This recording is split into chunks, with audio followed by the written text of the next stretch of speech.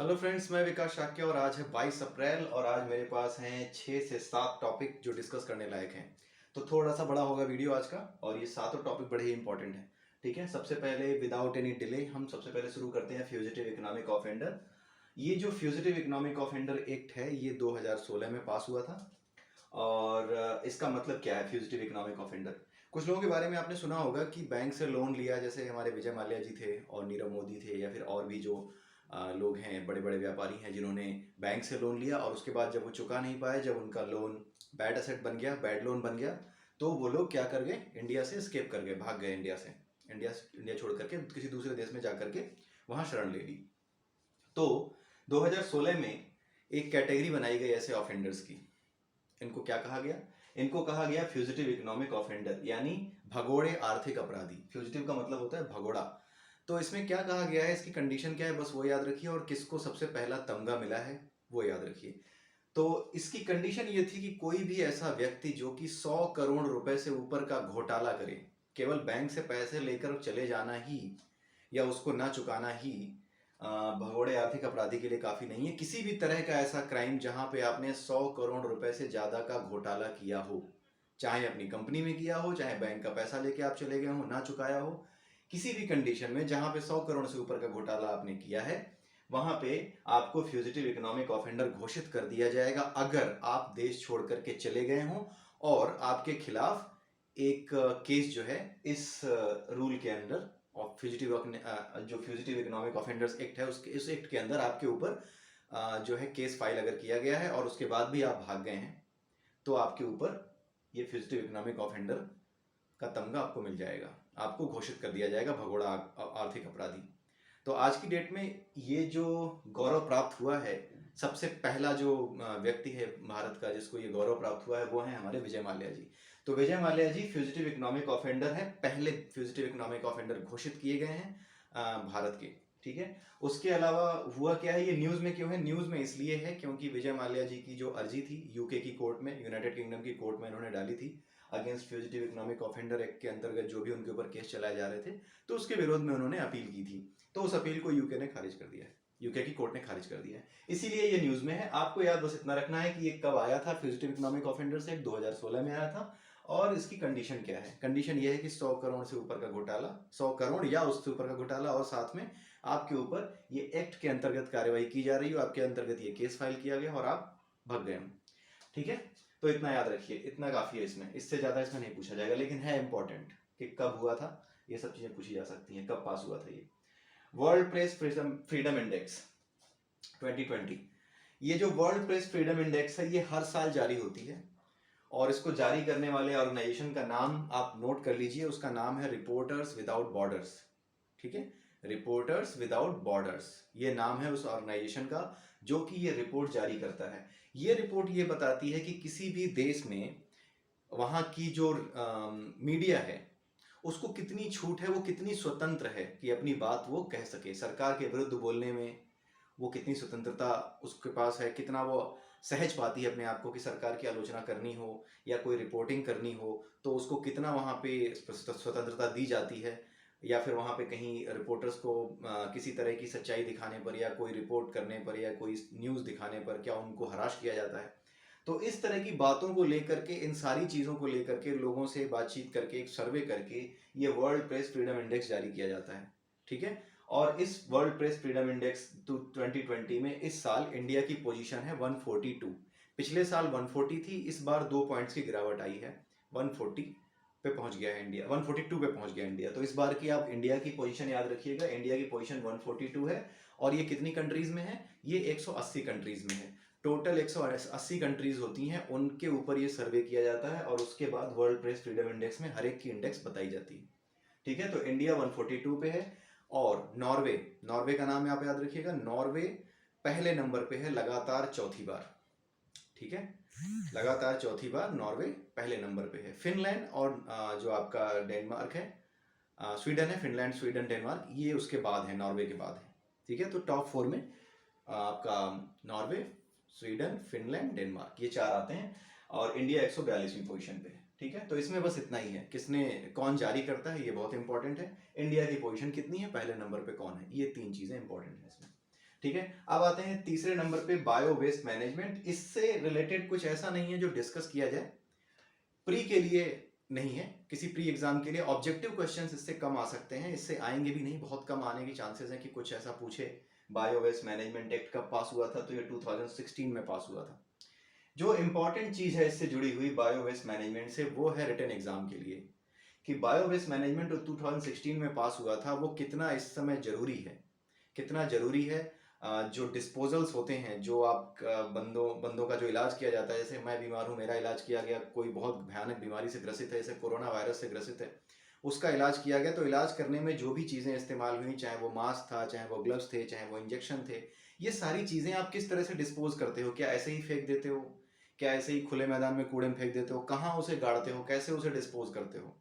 ये चीज़ें सुनिश्चित करने के लिए कि कहीं इस तरीके से ना ये चीज़ें फेंकी जाएं कि दोबारा किसी और को ये इन्फेक्ट कर सकें, तो उसको लेकर के बायो वेस्ट मैनेजमेंट 2016 में आया था।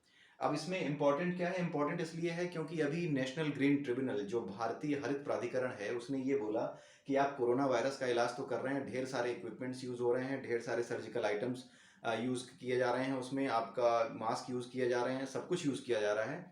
अब आप ये बताइए कि आप इनको किस तरह से डिस्पोज कर रहे हैं, क्योंकि इसमें बहुत से ऐसे आइटम हैं जिनको डिस्पोजेबल की श्रेणी में नहीं रखा गया है, मतलब हानिकारक डिस्पोजेबल्स की श्रेणी में नहीं रखा गया है।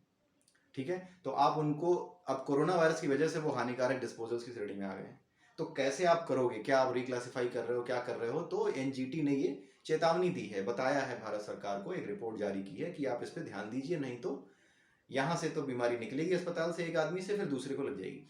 तो इसलिए बायो वेस्ट मैनेजमेंट, ये जो पॉलिसी है, ये बड़ी इंपॉर्टेंट है। इससे रिटन एग्जाम में आ सकते हैं क्वेश्चन कि जो आपका कोरोना वायरस पेंडेमिक है या किसी भी पेंडेमिक के समय में बायो वेस्ट मैनेजमेंट, ये जो एक्ट है, इसमें किस तरह के सुधार करने की जरूरत है, या फिर किस तरह से ये सहायक सिद्ध हो सकता है, ये कितना इफेक्टिव है, इस तरह के क्वेश्चन आ सकते हैं। तो इसके बारे में ज़्यादातर आपको देखना होगा एडिटोरियल्स में। गूगल पे जाइए, टाइप कीजिए बायो वेस्ट मैनेजमेंट एनजीटी, इतना टाइप करिए, उसके बाद जितनी भी न्यूज़ आइटम्स हैं आज की, वो आपके सामने आ जाएंगी, हिंदी इंग्लिश जैसा भी आप कंफर्टेबल फील करते हैं, you can find it out. और उसके बाद आप देख सकते हैं कि इससे रिलेटेड न्यूज़ में क्या आया है, एक्सपर्ट्स के व्यूज़ क्या हैं, कोई एडिटोरियल आया हुआ है तो उस एडिटोरियल में एक्सपर्ट्स ने क्या व्यू दिए हैं, ये सब चीज़ें आप देख सकते हो बायो वेस्ट मैनेजमेंट को लेकर के।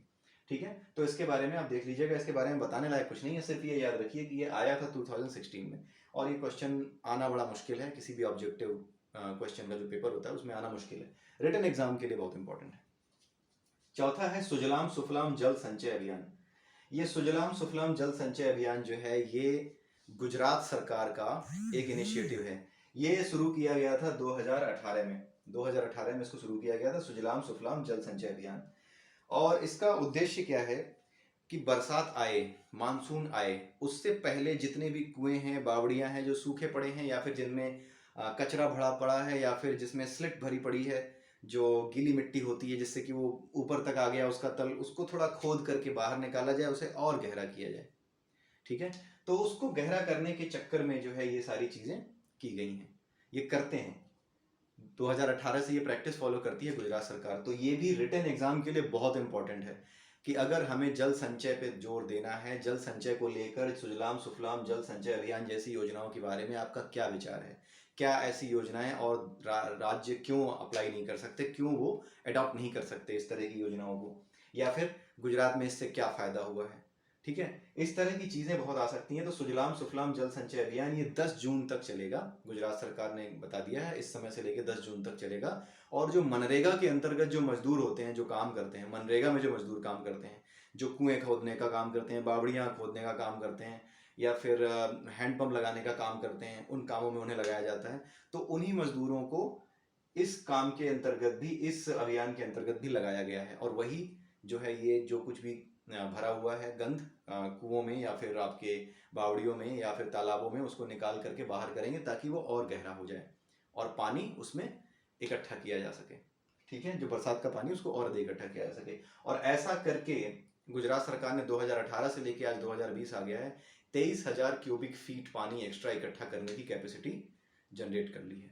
ठीक है, तो इसलिए ये इंपॉर्टेंट है, इसको आप याद रखिएगा, सुजलाम सुफलाम जल संचय अभियान। ये नाम बहुत इंपॉर्टेंट है, नाम ही काफ़ी है एग्जाम में आने के लिए, क्योंकि वाटर, नेचर, एनवायरनमेंट, ये सारी चीज़ें हमारे सिलेबस में हैं, तो ये ऑब्वियसली एक बहुत इंपॉर्टेंट टॉपिक हो जाता है। पांचवा है डपोरिजो ब्रिज। डपोरिजो ब्रिज है, ये जो है एक रिवर है अरुणाचल प्रदेश में, उसका नाम है सुबानसिरी। सुबानसिरी रिवर क्या है अपना, उसमें जो हमारी ब्रह्मपुत्र रिवर है उसमें आके मिलती है।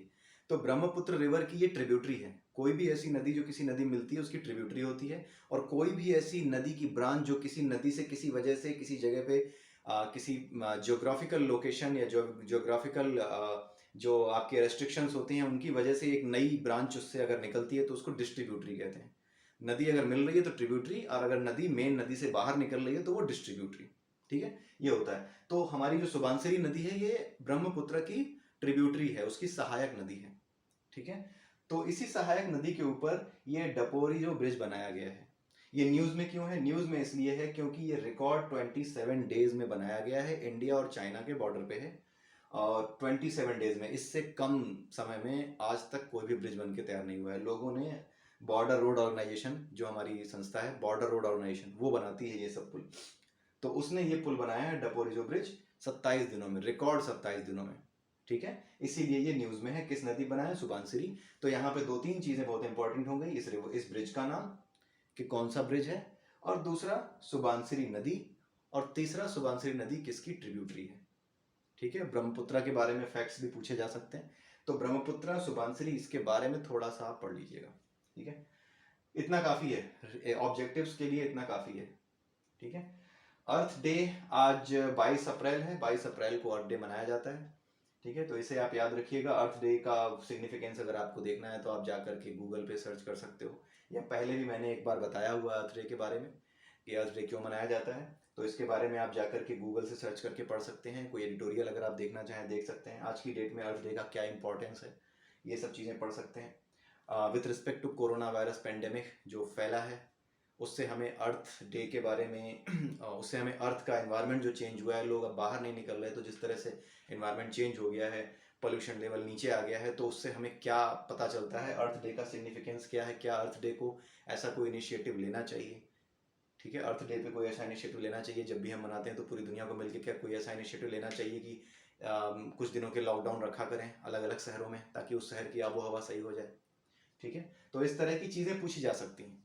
कि कितना सिग्निफिकेंट होगा नॉर्मल टाइम्स में, अभी तो कोरोना वायरस का टाइम, बट नॉर्मल टाइम्स में कितना सिग्निफिकेंट होगा, कितना यूजफुल होगा, वो चीज़ें पूछी जा सकती हैं। And that too in interviews के लिए काफ़ी इंपॉर्टेंट है, जहाँ पे एक अच्छा खासा मुद्दा मिल जाता है सामने वाले को पकड़ने का, बात करने का। तो बात करने का जिन्हें शौक होता है वो कभी इंटरव्यू देख लिया करें कि हाँ कैसे वहाँ बात की जाती है, और फिर आप सोच के देखें कि जो आप बोलते हैं क्या आप वहाँ बोलेंगे तो आपकी क्या दुर्गति होगी। ठीक है, तो यही अंतर है बकवास का और एक शुद्ध वार्तालाप, या फिर एक ऐसी वार्तालाप जिसमें आप सही बातें बोलते हैं, जिसमें आप वो बातें बोलते हैं जो लॉजिकल है। तो वो आप कभी इंटरव्यूज़ के क्वेश्चंस पढ़िए, वो सब पढ़ के देखिए, तो आपको पता चलेगा कि जिन बातों पे हम बहस करते हैं और कुछ भी बोल देते हैं, उन बातों को अगर आप वहाँ बोल कर देखें तो कितने हाई लेवल की वो एक तरीके की स्कॉलरी लेवल की बातचीत होती है, और कितना खतरनाक वहाँ पे व्यू पॉइंट्स रखे जाते हैं, और कैसे क्रॉस क्वेश्चंस आते हैं। तो वो सब पढ़ने से समझ में आता है कि हाँ हमें क्या बोलना चाहिए और क्या नहीं बोलना चाहिए इन मैटर्स में। ठीक है, क्या समझदारी है और क्या बस टाइम पास है। ठीक है, लास्ट है हमारा सेप्सिस। सेप्सिस क्या है? सेप्सिस एक, ये साइंस एंड टेक से रिलेटेड क्वेश्चन है। सेप्सिस एक कंडीशन होती है हमारी बॉडी में, जब भी कोई वायरस अटैक करता है तो हमारी बॉडी का जो इम्यून सिस्टम है वो एंटीबॉडीज बनाता है। ठीक है, और साथ में क्या करता है, अगर ज़रूरत होती है, उसे लगता है कि कोई ऐसी बॉडी घुस गई है हमारे शरीर के अंदर, कोई ऐसा वायरस घुस गया है जिसको कि मारना जरूरी है, उसके लिए हमें कुछ एक पर्टिकुलर टाइप का केमिकल रिलीज करना जरूरी है जो उसके लिए जहरीला हो, तो हमारी बॉडी वो केमिकल भी रिलीज करती है। तो जब वो कुछ ऐसे केमिकल्स हमारी बॉडी रिलीज कर सकती है जो उस वायरस के लिए तो खतरनाक हों, लेकिन उस वायरस को खतरा पहुंचाएं उससे पहले वो हमारी बॉडी को खतरा पहुंचाने लगती हैं, क्योंकि वो जहरीली चीज़ें हैं, टॉक्सिन्स हैं। तो हमारी बॉडी में कभी किडनी को या कभी हार्ट को या फिर आपके जो है लिवर को नुकसान पहुंचा सकती हैं ऐसी चीज़ें, ऐसे केमिकल्स। तो इस केस में क्या होता है कि वो इससे पहले कि वायरस मरे, वायरस के अटैक होने की वजह से, इन केमिकल्स की वजह से जो कि हमारी बॉडी रिलीज करती है, आदमी मर जाता है। इसी कंडीशन को कहते हैं सेप्सिस। ठीक है, और इसी कंडीशन के क्रिएट हो जाने की वजह से कोरोना वायरस से जो पेशेंट ग्रसित होता है उसकी मौत हो जाती है। कई बार आपने सुना होगा कि किडनी फेल हो गई, लिवर फेल हो गया, जो कोरोना वायरस का पेशेंट था किडनी फेल होने से मर गया। तो ये सब चीज़ें इसी सेप्सिस की वजह से होती हैं, किडनी फेल होना या जो भी होता है। तो अभी ये न्यूज़ में इसलिए है क्योंकि एक दवा बनाई जा रही है, एक मेडिसिन तैयार की जा रही है कि ये जो जहरीली चीज़ें हमारे बॉडी जनरेट करती है उसको कंटेन कैसे किया जाए, सो दैट वायरस तो ठीक है मर जाएगा लेकिन आदमी ना मर जाए। तो इस वजह से क्या किया गया, एक वैक्सीन, वैक्सीन तो नहीं कहेंगे, दवा कहेंगे, मेडिसिन है ये, सेप्सिवैक बनाई जा रही है। SEPSISVAC, सेप्सिवैक एक दवा बनाई जा रही है। और इस दवा से उस उस जहर को, या जो जहरीला पदार्थ जो छोड़ रही है हमारी बॉडी, उसको कंटेन करने में इसका इस्तेमाल होगा, सो दैट पेशेंट के बाकी ऑर्गन्स पे बुरा इफेक्ट ना पड़े और उसे जिंदा रखा जा सके। ठीक है, तो ये थे सारे न्यूज़ आइटम्स। ये सारे के सारे इंपॉर्टेंट हैं, एक भी इसमें से ऐसा नहीं है जो इंपॉर्टेंट ना हो। So go through all of these and take a note of them. ठीक है, तो फिर कल कुछ नए आइटम्स के साथ मिलेंगे, तब तक के लिए have a nice day and bye bye.